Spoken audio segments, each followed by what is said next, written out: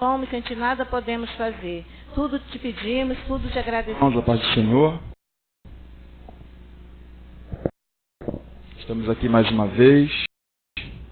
Mais uma vez eu quero agradecer a cada irmão pelo carinho que sempre nos recebe. Agora que nós somos visitantes.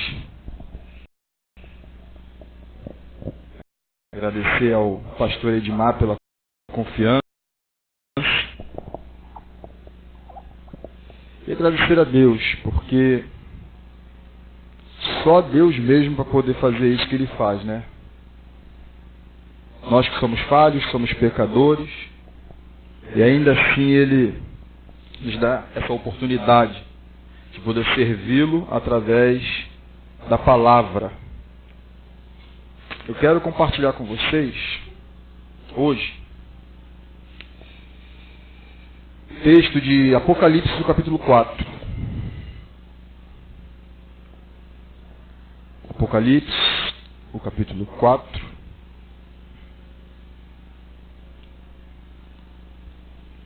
E aí eu vou ler de 1 até o verso 8. Mesmo sentados. Apocalipse 4.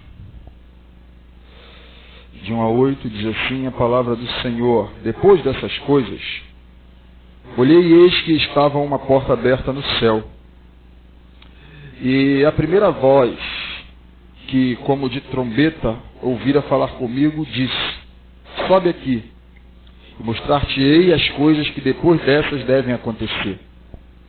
E logo fui arrebatado em espírito, e eis que um trono estava posto no céu.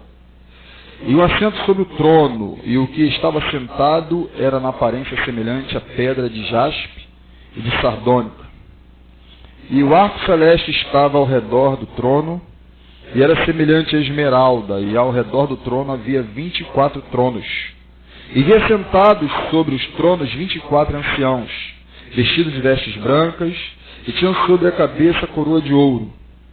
E do trono saíam relâmpagos, e trovões, e vozes, e diante do trono ardiam 7 lâmpadas de fogo, as quais são os 7 Espíritos de Deus. E havia diante do trono um como mar de vidro, semelhante ao cristal.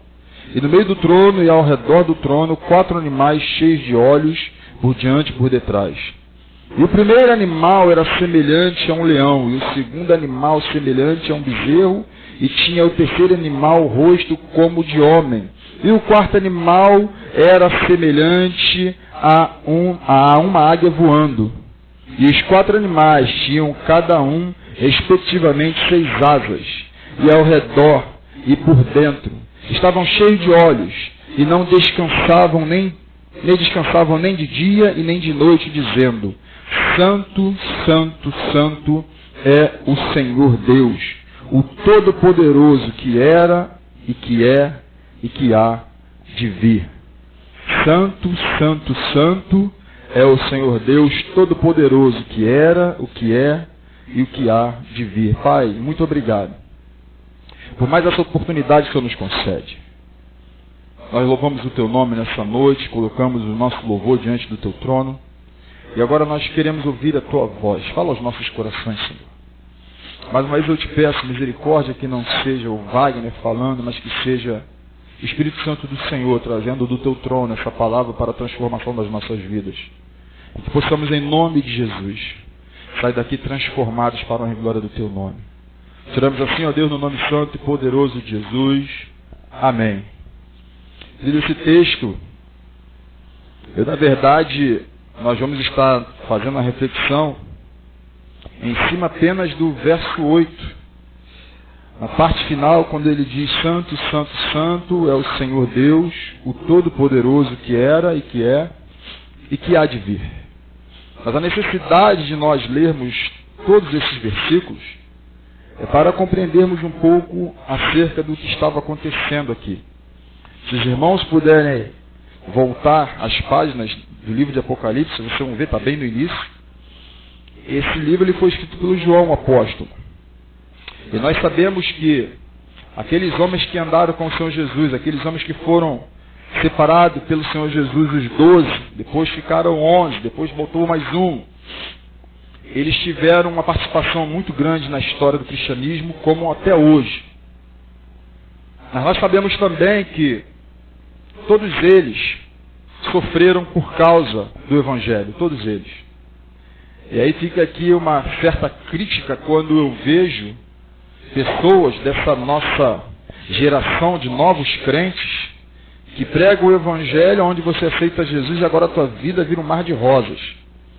E eu acho bem contraditório, porque a gente percebe na Bíblia, no Novo Testamento, que esses caras eles sofreram por causa do Evangelho. Mas o grande segredo disso tudo é que o sofrimento não foi capaz de parar a velocidade com que o Evangelho foi pregado e chegou até os dias de hoje. A gente percebe que houve apóstolos, discípulos de Jesus que foi decapitado, outros foram queimados vivos, outros foram crucificados de cabeça para baixo, segundo a tradição fala de Pedro. E João aqui, quando ele escreve Apocalipse, ele estava na ilha de Patmos como exilado. Ele era um prisioneiro. E o que me chama a atenção é porque quando a gente olha para a vida de Paulo, por exemplo, Paulo talvez se ele não fosse preso como ele foi o período que ele ficou preso, ele não teria escrito as cartas que ele escreveu e que hoje tanto nos abençoa. O apóstolo Paulo foi o responsável no Novo Testamento de escrever a maior parte do Novo Testamento. Se você pegar as cartas de Paulo, a grande maioria ele estava preso. E a gente fala assim, caramba, como é que pode? Está preso, o homem está preso e está abençoando quem está solto. O outro está numa ilha, exilado, longe de coisas que de repente ele gostava de fazer, de amigos, de familiares, ou até mesmo daquilo que ardia o coração dele, que era pregar o Evangelho, e ainda assim ele nos deixa essa preciosidade que é o livro de Apocalipse. E aí quando chega no capítulo 4, ele começa, depois dessas coisas, que coisas? Depois daquela revelação que ele teve no início, quando ele escreve às igrejas da Ásia. Então ele já tinha tido ali uma experiência onde ele começou a escrever as 7 igrejas da Ásia. E aí você percebe que quando chega aqui no capítulo 4, novamente, ele tem uma outra visão. E o que me chama a atenção logo nesse primeiro momento? Eu li o texto, os versículos até o versículo 8, que você percebe que João, ele fala de forma detalhada tudo aquilo que ele viu na presença de Deus. Tudo aquilo que foi apresentado a ele quando ele estava naquela ilha e foi chamado a atenção para que ele pudesse observar e escrever. Por que eu estou falando isso? Porque a primeira coisa que eu quero compartilhar com vocês é acerca do privilégio que nós temos de quando estamos na presença de Deus. E muitas vezes o que falta para cada um de nós é observar, é estar atento àquilo que Deus tem revelado para cada um de nós. A gente às vezes vem para a casa do Senhor e quem está aqui em cima vê muita coisa. Eu sempre falo isso. Irmãos, eu fico impressionado. Ontem nós estávamos comentando na minha antiga igreja, quando a gente estava pregando lá em cima, pasmem, eu já vi irmã fazendo unha dentro da igreja. Abriu uma bolsinha, sério, sem exagero. Essa irmã, quando ela não estava dormindo, ela estava fazendo unha.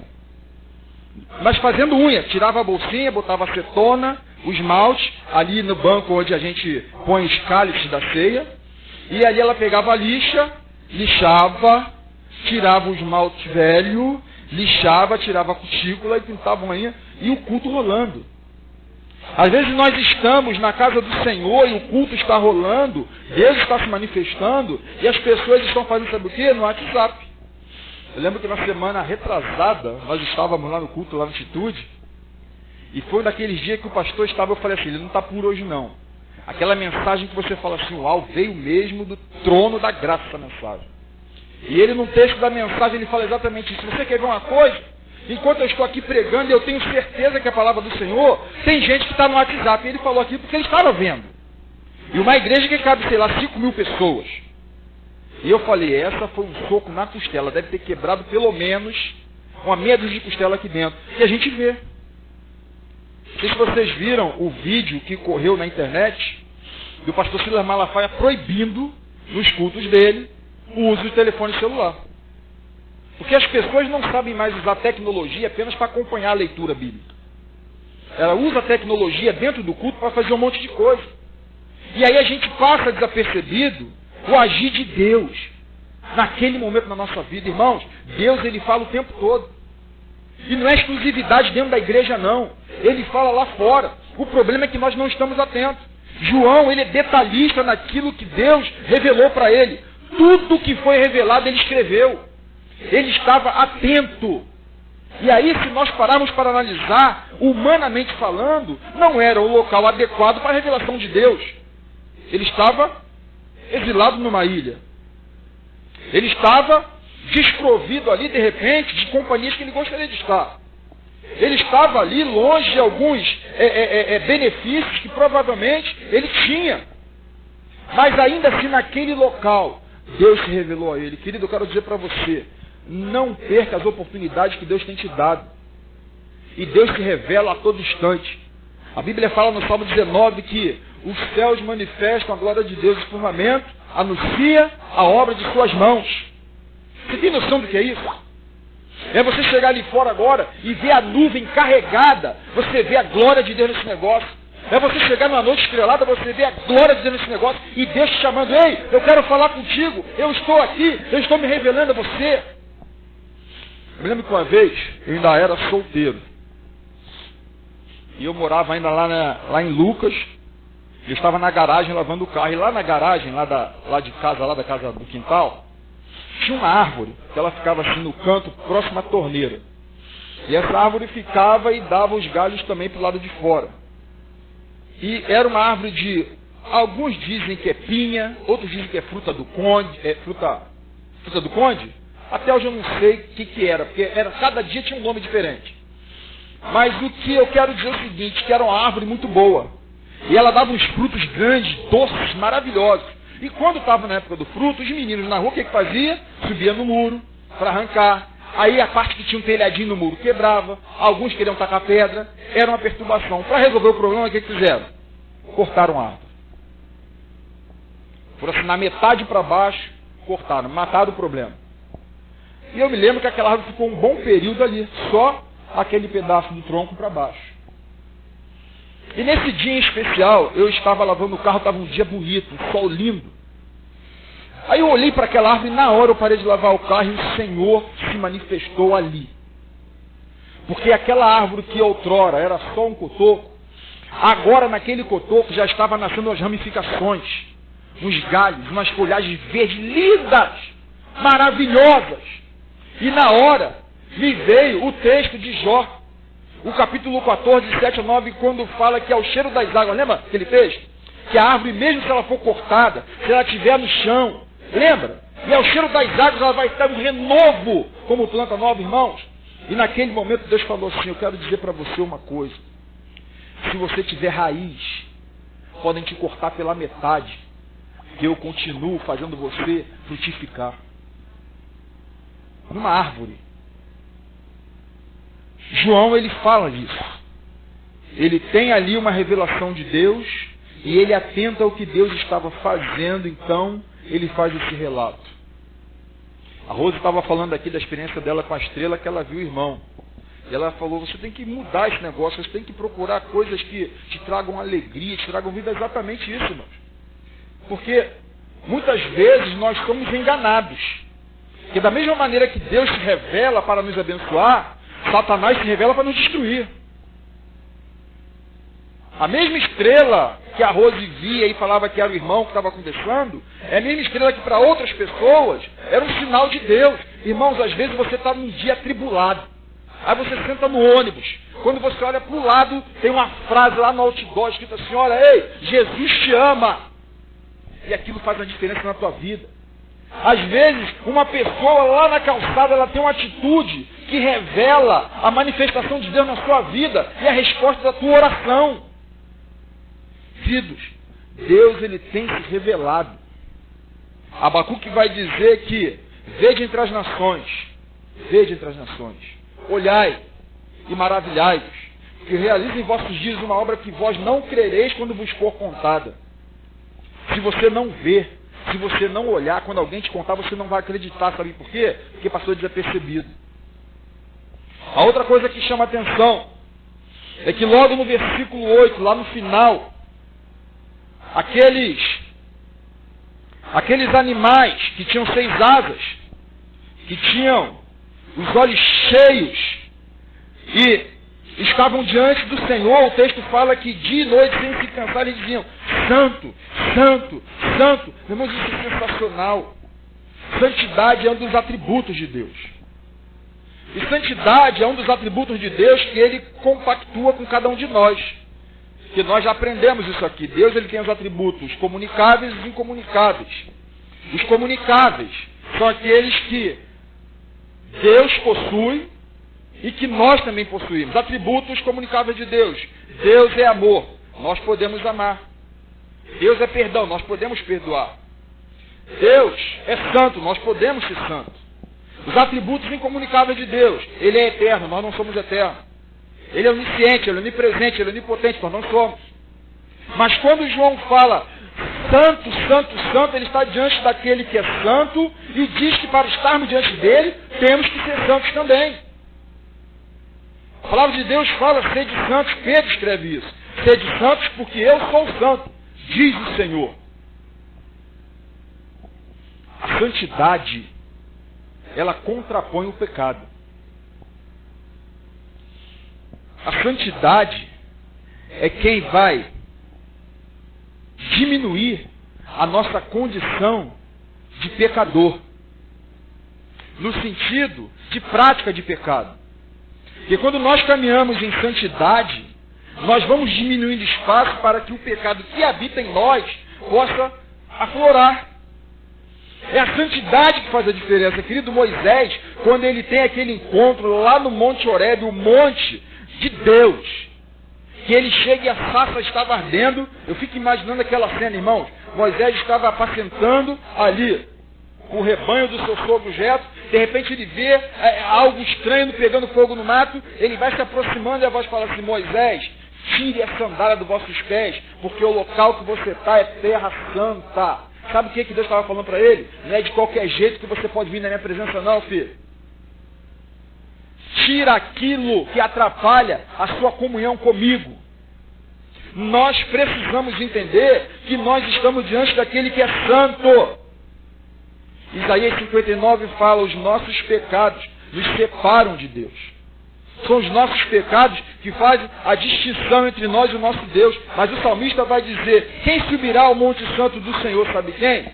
Quem tem mãos limpas e coração puro. Isso é santidade. Só diante desse Deus maravilhoso, só num caminho de santidade, é que nós vamos conseguir estar na presença dele. Tem 2 textos sensacionais. O primeiro que eu vou citar é logo no início de Josué, o capítulo 3.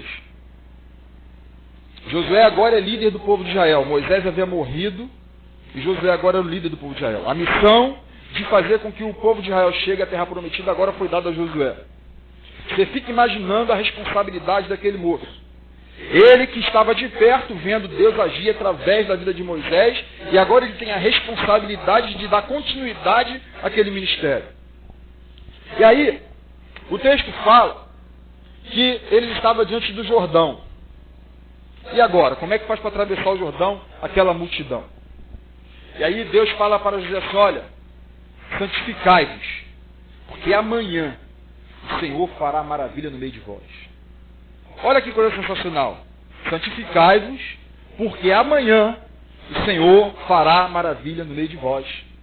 Nós precisamos estar em santidade para o Senhor operar as maravilhas que Ele quer operar na nossa vida e através de cada um de nós, irmãos.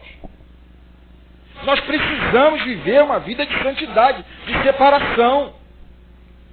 Não é na visão católica romana de que você opera um milagre, depois de morto é canonizado, se transforma santo. Não, não é isso não. É no sentido literal da palavra, santo separado. é sermos diferentes, é vivermos vidas diferentes que possam fazer toda a diferença no meio desse povo que nós habitamos. Lembra de Isaías? Quando ele tem aquele encontro maravilhoso, e ele fala, no ano em que morreu o rei Uzias, eu vi o Senhor. Aí ele fala a descrição todinha daquilo que ele já tinha visto, e ele fala assim, olha, eu sou um homem de lábios impuros, e habito no meio de um povo de impuros lábios. Eu sou um cara pecador, e habito no meio de um povo pecador. Mas eis que o Senhor tirou do altar uma brasa viva com uma tenaz e tocou na minha boca, e isso purificou meus pecados. E aí, meu irmão, depois que ele foi purificado, o Senhor fala assim, a quem enviarei? Quem há de ir por nós? Você vê a sequência? Aí Isaías fala, eis-me aqui. Agora ele não é mais um homem de lábios impuros. E não importa mais se ele habita no meio do povo de impuros lábios. O que importa é que agora ele vai, como nova criatura, falar do amor de Deus para aqueles que são de impuros lábios. Nós precisamos de santidade. O outro texto de Josué também, o povo de Israel era um povo que a fama dele precedia ele. Tanto é que naquele episódio de Jericó, quando os espias chegam lá para ver a terra de Jericó, a Raabe, ela fala assim, olha, nós temos ouvido o que o Senhor tem feito através de vocês. Por onde eles passavam, eles conquistavam tudo. E aí eles conquistaram Jericó porque Deus havia falado que eles iam conquistar Jericó. E aí, depois de Jericó, tinha uma outra cidade que eles precisavam avançar, chamada Ai. Só que Deus havia dito o seguinte, olha, essa cidade de Jericó é anátema, nada do que tem nela presta. Então vocês só vão preservar Raabe e quem estiver dentro da casa dela. O resto não presta nada, não quero nada disposto, não pega nada, não presta nada dessa cidade. Há o tal de Acã, que é esperto, tem sempre um esperto. Ele vai lá e pega uns utensílios e guarda aquilo que Deus havia dito que não podia fazer. Eles foram olhar a cidade de Ai, viu que era uma cidade pequena, tinha poucos homens, aí falaram assim, olha, com 3 mil homens, 2, 3 mil homens, a gente chega lá e com a mão nas costas a gente ganha essa batalha. Então vamos preservar o exército, leva aí 2, 3 mil homens e a gente volta feliz cantando o hino da vitória. Meu irmão, quando chegaram lá, levaram uma poça do povo de Ai. Saíram correndo, Jesus, aí vieram correndo, aí queria pegar a arca da aliança, não sei o que lá, aí Deus falou, reúne o povo, tem pecado no meio do povo. Sabe por quê?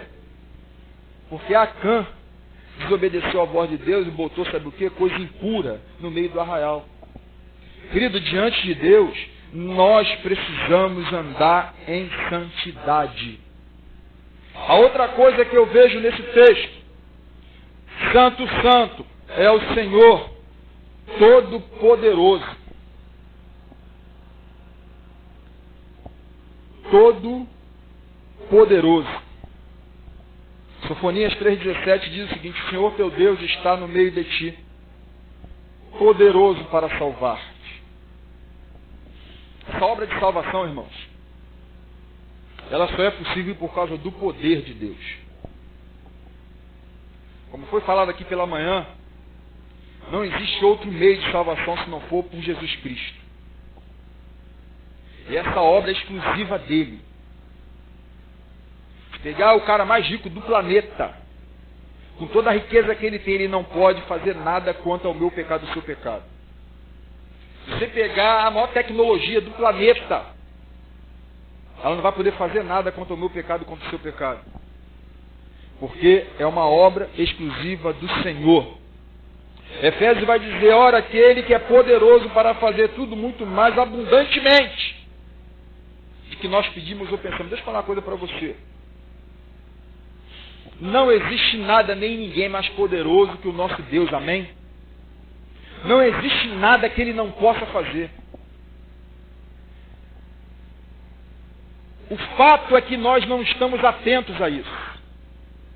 E aí a gente esquece quem é o Deus que nós adoramos e servimos.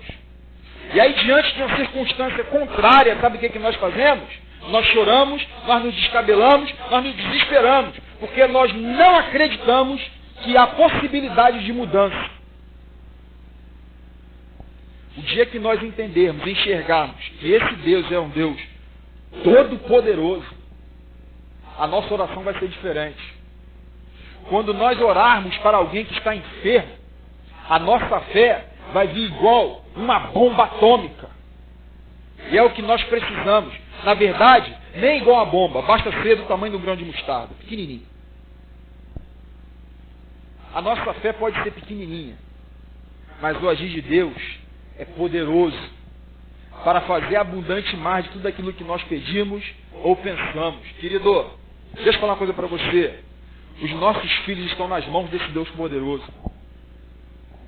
O nosso casamento está na mão desse Deus poderoso. Os nossos vizinhos estão nas mãos desse Deus poderoso. Pare de reclamar. Pare de murmurar. Pare de ficar botando culpa aonde não tem culpa. Ore mais. Confie mais, porque Ele é poderoso para fazer infinitamente, mas nós nem sabemos o que isso significa, irmãos. Porque nós estamos acostumados com coisas pequenas. Estamos acostumados, sabe o quê? Com a dorzinha de cabeça, com a dor de dente. Mas tem gente que está vendo morto ressuscitar. Tem gente que está vendo o cara muçulmano sozinho, tendo um sonho, e acordar cristão, se converter a Jesus Cristo. Isso é poder absoluto. Tem gente que está vendo, sabe o quê? O menino entrar numa igreja armado, encostar a arma e falar, não quero mais. E ser transformado para a honra e glória do Senhor Jesus. Irmãos, eu conheci um homem lá em Carutapera. Irmão Agnello. Homem desse tamanho assim. O homem era aquele cachaceiro que já era tombado do patrimônio histórico da cidade. Quando ele estava sóbrio, acho que ninguém via ele. Ele só andava bêbado, com a garrafa. Só Agnello. Meu pai tinha chegado lá em Carutapera, a igrejinha pequena no interior. Os irmãozinhos lá, aqueles irmãozinhos interior que gosta de orar, que gosta de cantar. E Deus começou a fazer a obra. Começou a reunir os irmãos que estavam dispersos, que a igreja ficou muito tempo sem pastor. Um belo dia, num domingo, esse irmão Agnello vinha louco, pela rua, com a garrafa. E a igrejinha lá com a porta aberta. O irmão Agnello parou na porta, bêbado. Aí está lá o pastor Lucas pregando, e ele lá bêbado. O pastor Lucas fez o apelo. Ele bêbado, foi no poste assim, quebrou a garrafa, pá, e foi na frente bêbado. E aceitou Jesus bêbado. E no domingo seguinte esse cara chegou com a família inteira e todo mundo aceitou Jesus. Esse homem se transformou num obreiro. Só o Senhor Jesus para fazer um negócio desse, irmãos. Só o Senhor Jesus para fazer uma obra dessa. Sabe por quê? Porque Ele é todo poderoso. O que era, o que é e o que há de vir. Essa fala, ela abre assim muitas possibilidades. De repente, se pegar assim, cada um dos irmãos e falar assim, olha, apenas essa parte do versículo, o que é, o que era, o que é, o que há de vir. E dá aqui na mão de cada um de vocês, cada um vai fazer uma mensagem com essa frase aqui de 3 tópicos. Todo mundo vai fazer de forma diferente, porque ela realmente dá muitas interpretações. O que era, o que é e o que há de vir. E eu quero me apegar a isso aqui, o que era. O Deus de Isaac, o Deus de Jacó, porque é o Deus da aliança, o Deus da promessa. É o mesmo Deus. Aquele que faz a promessa e cumpre aquilo que prometeu. É o mesmo. E se Ele disse que ia te abençoar, você pode ter certeza, Ele vai te abençoar. Se Ele disse que ia te dar vida abundante, você pode ter certeza, Ele vai te dar vida abundante. Lógico, desde que nós entendamos realmente que seja vida abundante. De manhã nós falamos sobre isso. Vida abundante não é ter dinheiro, vida abundante é ter a presença de Deus conosco. E aí a gente vai dizer como salmista, o Senhor é meu pastor, não tenho falta de nada. Isso é vida abundante. O que é? O que era o Deus de Isaac, de Jacó, o Deus de aliança, o Deus de promessa? O que é? João Batista diz que Ele é o Cordeiro de Deus que tira o pecado do mundo. os nossos problemas foram resolvidos. Simplesmente porque Ele é. João vai dizer que Ele é amor. Deus é amor. E nós cantamos aqui. Eu particularmente gosto muito dessa música. Porque quando eu canto essa música eu lembro realmente quem eu sou. O que eu merecia de verdade. Mas o que Ele me dá na essência. Sabe, mesmo sendo assim, pobre pecador. E essa música, uma vez eu estava ouvindo um testemunho dela, o André Valadão, dando testemunho, falando que ele estava em casa e o Thales Roberto chegou na casa dele, e chegou tinha tomado os uísque, estava meio atravessado. E na casa do André Valadão tem um piano na sala assim, ele falou que o Thales Roberto sentou, muito talentoso, e eles conversando sobre o amor de Deus, sobre o perdão, e Deus então deu essa canção para ele, ele pegou o piano e começou a tocar essa música, mesmo sendo assim. Pobre pecador, Deus me ama, é isso, Ele é amor. Mesmo nós sendo quem somos, Ele nos ama. E o que há de vir? A promessa dele. O mesmo Deus de Jacó, o mesmo Deus de Abraão, que é o Deus da promessa, o Deus da aliança, é que um dia Ele vai voltar para nos buscar, irmãos. Irmão, se há uma coisa que me dá esperança é saber que um dia nós seremos levados para viver pela eternidade na presença do nosso Deus. Não podemos ignorar isso. Porque o que era, o que há de vir. O Deus de Jacó, o Deus de Isaac, o Deus que é amor, que é o Cordeiro de Deus que tira o pecado do mundo, é aquele que prometeu que vai nos levar para viver com Ele na eternidade. Amém? Que Deus nos abençoe. Que seja uma semana das ricas bênçãos do Senhor para a vida de cada um dos irmãos. E espero que noutra hora possamos voltar para poder rever os irmãos, receber aquele abraço carinhoso, os sorrisos. As irmãs que falam assim para mim, olha, eu oro por ti todo dia. Eu falo, oh, irmã, que bênção, continua. Continua que Deus tem honrado a irmã, tem me guardado. Vamos colocar de pé e vamos orar ao Senhor mais uma vez?